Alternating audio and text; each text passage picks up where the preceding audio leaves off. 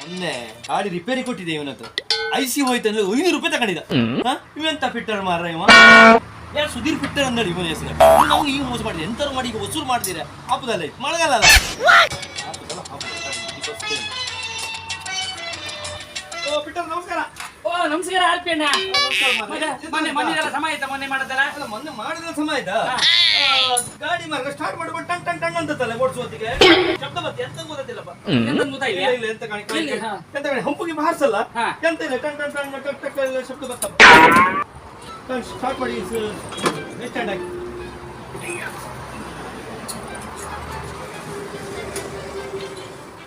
ಎಂತದ ಎಂತ ಎಂತ ಫಾಲ್ಟ್ ಎಂತ ಕಾಣಿ.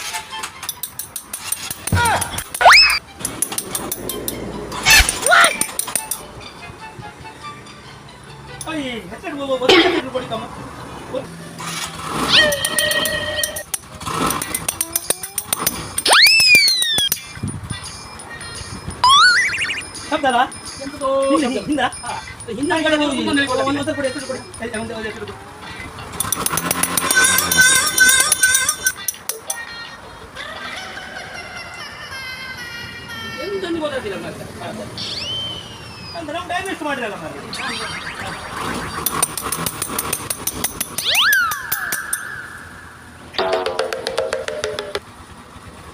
ಎಂತ ಅನ್ಬೋದಿದೆ ಈಗ ಗಾಡಿ ಇಟ್ಟು ಹೋಗ್ತೀವಿ ಒಂದೆರಡು ದಿನ. ಇಲ್ಲ ಈಗ ನನ್ನ ಸೈಕಲ್ ಕೊಡದೆ ಹೋಗ್ಬೇಕಲ್ಲ ಕೊಟ್ಟದೆ ಹೋಯ್ತಾ? ನಾವು ಒಂದ್ಸಲ ಕಾಮ ಟ್ರೈ ಮಾಡಿದೆ ಕಾಮ